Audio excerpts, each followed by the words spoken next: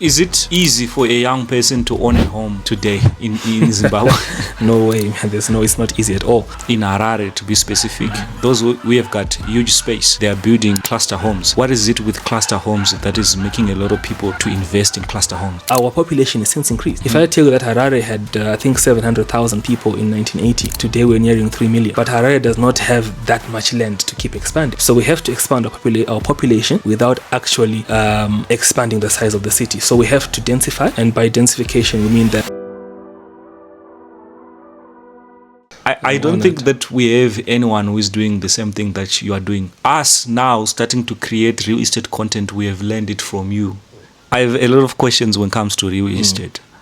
One of the questions that I would love to ask you as someone who is into real estate, when I'm looking at Zimbabwe, the way other countries are developing in terms of building infrastructure, in terms of building malls, Zimbabwe is not developing to that level.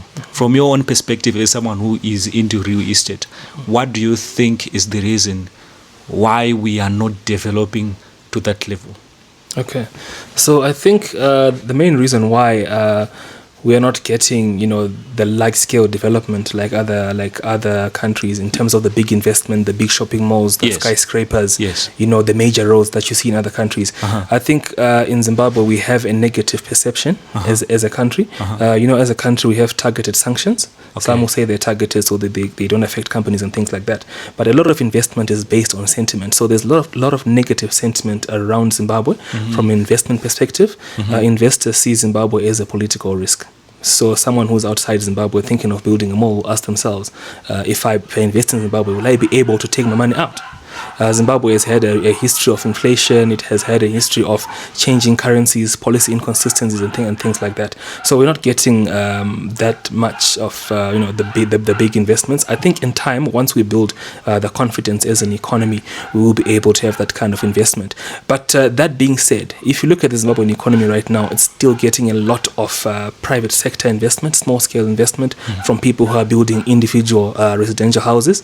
If you look around Harare, look around our towns, look around our growth points, you see that there's a lot of housing development that's going on. There's also a lot of new mushrooming developments. The reason being there's a housing shortage and people need a place to live. So the development is still happening, but we're still lag behind in terms of the large-scale investment. It seems like everyone who has got land in Harare, to be specific, we have got huge space. They are building cluster homes. What is it with cluster homes that is making a lot of people to invest in cluster homes? In clusters. Okay, so if you look at our old town planning, right? The town planning we have in Zimbabwe right now, the template we're using was done in 1977. And the populations of 1977, as you can imagine, that's almost 50 years ago, allowed us to have one family sitting on 2,000 square meters. They allowed us to have one family sitting on 4,000 square meters. But our population has since increased. If I tell you that Harare had, I think, 700,000 people in 1980, today we're nearing 3 million. But Harare does not have that much land to keep expanding. So we have to expand our population without actually expanding the size of the city. So we have to densify. And by densification, we mean that we utilize the land more usefully. We have more people living on the same pieces of land. So we have to have clusters. And clusters are a must to have. They are a must. If you go the world over, any world-class city you find, you won't find a lot of people living on 1 acre or 2 acres, except for those who are very, very wealthy. It's a waste of land to live like that. So I think what's happening now with the clusters is good for the city. It brings capital to the city. It brings employment and many other benefits to the city. Okay. Is it easy for a young person to own a home today in Zimbabwe? No way, man. It's not easy at all. Why it's not easy is because, like I said, we have a liquidity crisis. There isn't that much investment coming in. We don't have long-term depositors in our banks. So banks can't afford to give us long-term loans to build. So it's not easy for a young person. First of all, the rate of formal employment is very low. Yes. Yes, so a lot of people are hustling in Shona, what they call kia.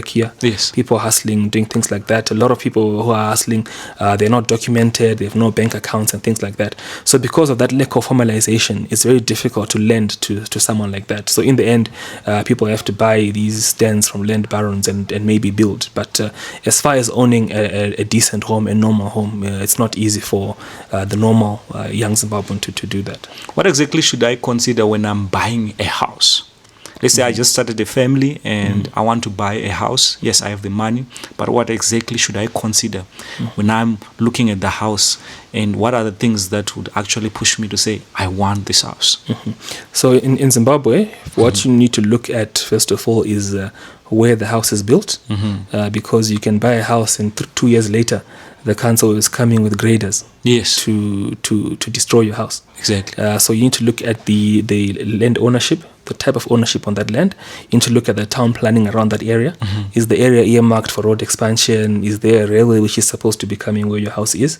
So make sure you verify the paperwork. I think that's the main thing. The second thing, of course, you have to look at the amenities around the house. Is it close to the schools? Is it close to town? Is it close to certain areas of interest, or certain areas or certain amenities around you which enable your life? For example, some people want to be near a certain shopping mall, in general. So you look at, if I want to be close to Westgate Mall, is it close to Westgate and things like that.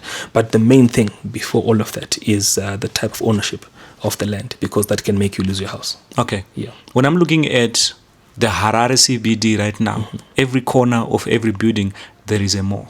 You see, people are now having malls everywhere. Do you think that 5 years from now, it's a problem? It's a big problem? I think it's a problem, because what we are calling malls in Zimbabwe, by the world definition, are actually not malls. Shops. Because they're just shops. We have had big shops exiting the retail space. Yes. Right. Big shops are exiting, and vendors are coming in to occupy those spaces. So we're calling them malls, but in fact we're just removing the, what you call them, the normal shops, the department shops, and we're turning them into little tuck shops because we're putting vendors there. If you go to RSCBD today, there's this departmental store which used to exist called Barbers. It was at the corner of First Street and Jason Moyo. Now Barbers has left. Barbers was a department store which had the department for furniture, for uniforms, for clothing, for perfumes. I think was a whole lot for bedding, that kind of stuff.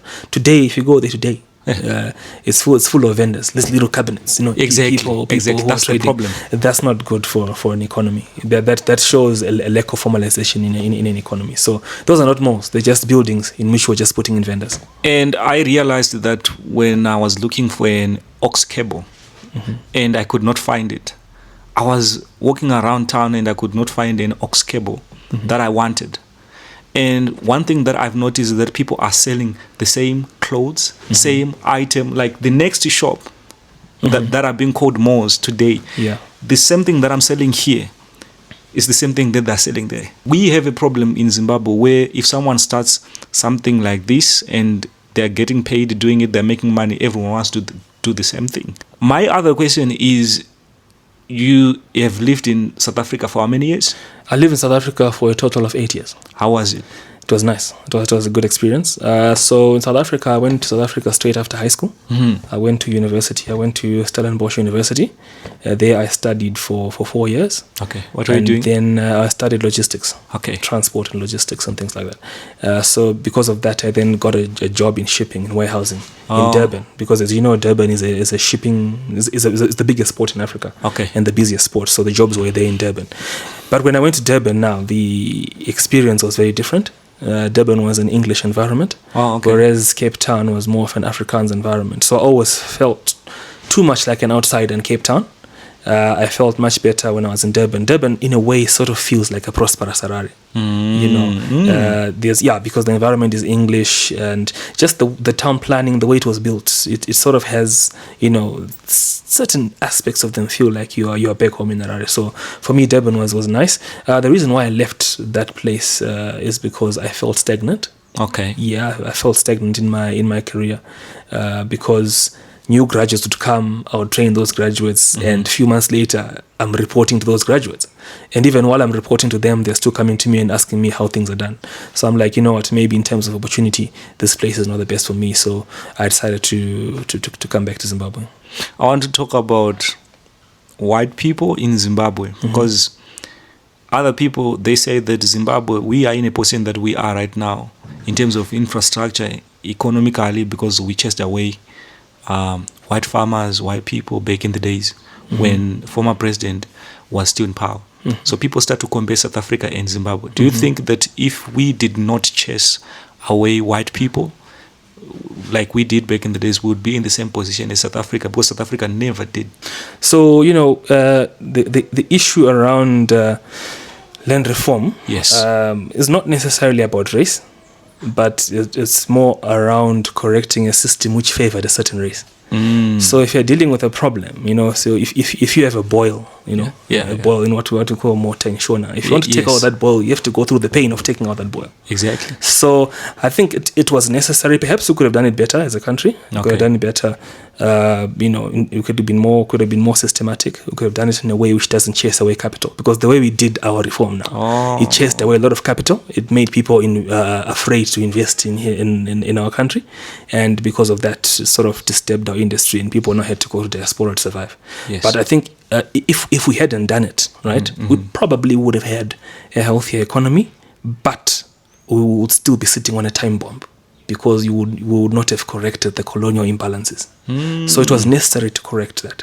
I think it was very necessary, but perhaps what other countries can learn from us is to just do it better. Amazing. Good answer. I want to look at rural land. A lot of people are chasing rural land. They are going back there. And do you think that 10 years from now, those people would be enjoying? What would be happening from your own perspective? The problem I'm seeing with rural land is that it's not governed by town planning. It's not structured. It's just people selling their communal fields. There's no paperwork to that. Exactly. There's no documentation to it whatsoever. So it will be very difficult for someone who owns that home to sell it, to borrow against that home.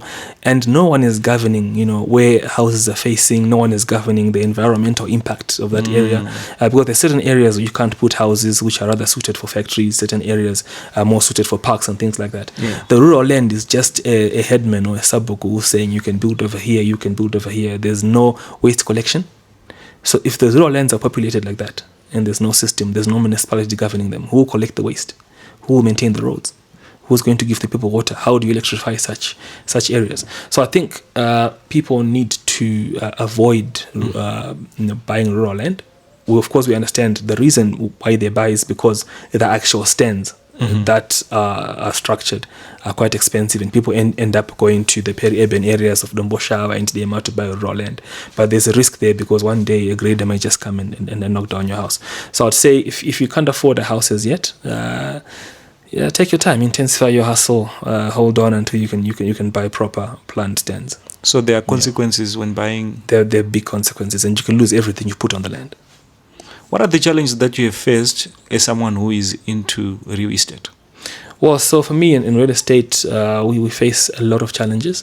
We, as you know, in Zimbabwe, we have a multi-currency system. Yes. So we have, these days we have the ZIG. A few years ago we had the RTGS. You have people who are earning in RTGS wanting to buy houses in RTGS, but the sellers want US dollars. And when you want to match the equivalents, people don't want to sell their houses in US dollars at the bank rate, or things like that. People don't want to sell their dollars and have their dollars sit in a bank. People want cash, and it's difficult to get cash. So the market for us has been difficult because not many people have cash. You can imagine buying a house, say in Maple Rain, will require say $120,000. How many people have $120,000 in that cash? So those are the challenges we face. The other challenges we face are the change of ownership. Sometimes it takes time to get a property transferred from one name to the other at the deeds office, or at when we do council sessions. And we also have developers who sell the same property to multiple people. So yeah, there are a lot of challenges, but despite all of that, it happens a lot. We deal with it every week. We deal with it every week, where developers are selling the same piece of land to the same people, But this, it's we can't give up. It's our country. We have to persevere, and I think at some point everything will come together. I want to talk about something different. Life in general, you looking at young people, how we are doing things. Do you think that we are doing it right? The direction that we are heading as young Zimbabweans? Okay, so I think young Zimbabweans in general, yes, we are very innovative. We're very business-minded, business-oriented. Yes. It's our environment which is not that much enabling. If you go to our neighboring countries, Zambia, South Africa, you find that young people have access maybe to some kind of banking finance. They have a stable economy, stable currency. For us, it's a bit more difficult because if you look at if you were to go back to 2016, yes, maybe 2015, our economy was totally dollarized, and then in 2016, I think the bond came. There was a time the rate of the bond spiraled out of control, and then it became stable again. After a while, it spiraled out of control again until we got the ZiG. We got the ZiG. The ZiG was stable. Then I think a few months later, it lost its value overnight. I think almost 40% of value overnight. And now it's stable again. So you never know when the next shake-up will come. So I think the youth themselves, they're willing and they're driven to be successful. But sometimes our environment does shake us up. You're looking at CBD right now. What are things that we're supposed to fix to make our city look clean and good? Okay, so our CBD lacks waste management at the moment. You find papers everywhere. Yes. It lacks waste management, so we need waste management collection, which is very efficient. We need traffic lights. Our traffic lights are in bad shape. The traffic lights hardly ever work. We also need a bus rapid transit system.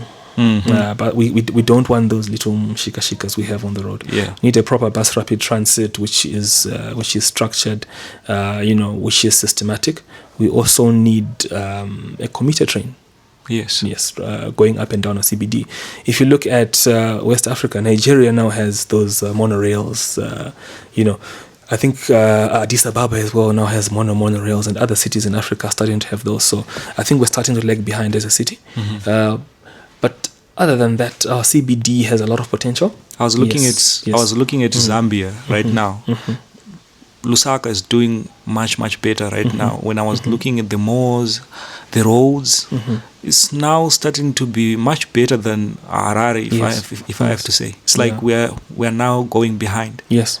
Like I said, there's not much capital flowing into Zimbabwe, and the economy is highly informalized. So not many people are paying rates. So the council does not have enough revenue as it should. As much as some can say maybe the council is corrupt, people are overpaid and everything.